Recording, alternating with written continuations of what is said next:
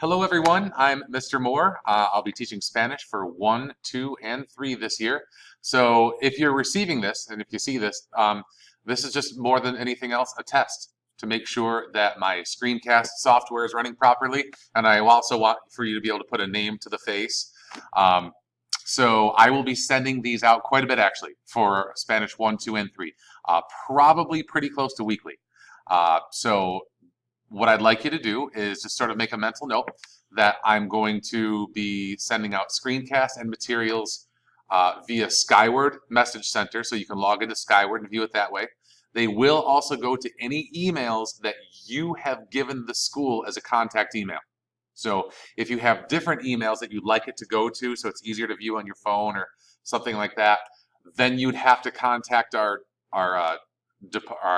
counseling department, and they will make any changes and adjustments for that. So we're trying to streamline things as best we can. Anyways, welcome to the year. It's going to be a great year. I'm really pumped up. I'm really excited. I've actually seen many of you already at a few of our different sporting events, and those of you who've had me before realize that I'm fairly active in the community. I have both of my children go here, and my wife teaches down the hall as well, and so we're stakeholders right along there with you. So anyways, again, welcome to the year. I'd just like to show you a few things real quick.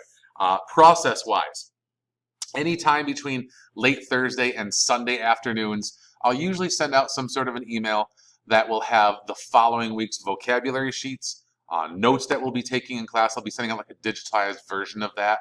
I usually like to do them in like PowerPoint or a similar style application.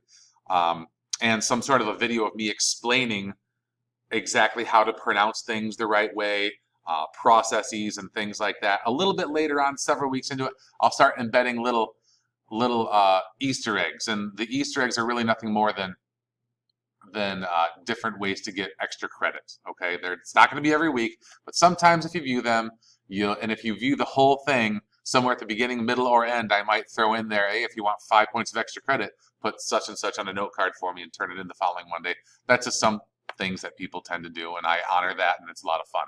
So I hope you guys enjoy this. You can watch it on, and you can stream this on basically any streaming device. So not just cell phones or desktop computers, but of course any set-top boxes like, say, Apple TV, Roku, Sling, Chromecast, whatever it is you're using, so you can enjoy me in your living room, not just in your classroom. I'll try to keep this relatively brief and just give you a quick primer of the types of things you're going to see. So first, documents. Well, actually, just before I get to that, let's see. You're looking at my plan book right here. Let's see. Looks like, yes, I actually planned for this next week. Isn't that crazy? So you guys kind of know, if you take a screenshot of this later, you'll be able to see all the different things we're doing on Tuesday versus Wednesday, Thursday, Friday, and so on. So that's kind of fun. Enjoy that. If you can't see this very well, I think I can move this. Let's see if I can. I'm going to try to move it. Nope, doesn't let me move it right now. We'll work on that later. Anyways, so that's just a little snapshot if you want to see what we're doing next week. That wasn't really my original intent. Here is an example of, actually, this is a syllabus. I'll be going over this with the students. And I'll actually be sending this one out via email as well. So you'll all have a digital copy of this. But I'll be going over the classroom rules and expectations. If you want to look at these right now, my intent isn't really to go over them in fine detail right now. This is like the behavioral management component of it. And these are some of the academic policies and procedures as well. One thing I can tell you for both Spanish 1 and 2, it's going to be a little bit different for 3. For both Spanish 1 and 2, there's really only 2 grade categories. There's assessment, which is like tests, quizzes, anything that's considered an assessment like that. And the other component of it is going to be what we call daily work. That can include homework. That can be work that we do in class. But those 2 grades each count for 50% of your marking period grade. So just a little side note there. Okay. So that is going to be shared with you a little bit later. I also have, here's an example of a Spanish 3. There's kind of a lot of vocabulary in this is actually second week. It says 1.1, but it's actually the second week that we're going to be doing some of this in Spanish 3. So what I'll usually do, you'll get used to this later on, is I'll say, okay, in this part we'll be doing expressing interest. The pronunciation for this one is estoy loco por. Can you repeat after me? Estoy loco por. And I'll just kind of do it as a lesson like that in case you miss class or you want some additional help and you'll know how things are pronounced. And sometimes I give you little linguistic tidbits to help you out along the way. Like I might say, This is pronounced coleccionar. It means to collect. And one way that you can remember that is that it has the word collection kind of embedded in it. And I'll talk a little bit about cognates and related words to help you remember things a little bit better. Like some of you, even though you've never had Spanish before, might look at la fotografía and think, oh, I bet that's photography. Well, you'd be correct because there are a lot of cognates that are similar in both languages. So that's kind of what our vocabulary sheets will look like, regardless of whether you're in Spanish 1, 2, or 3. Another item here, this is, let me see if I can make it bigger for you. We will often do we'll do some sort of a PowerPoint in class, and I will make it so that we go slowly, we have plenty of time to copy things down, but I'm going to send out a digital copy. You will all actually receive these items. So this is something from chapter 3, in the first part of chapter 3, and as you can see, it's talking about what has happened, expressing and supporting a point of view using conventional fillers.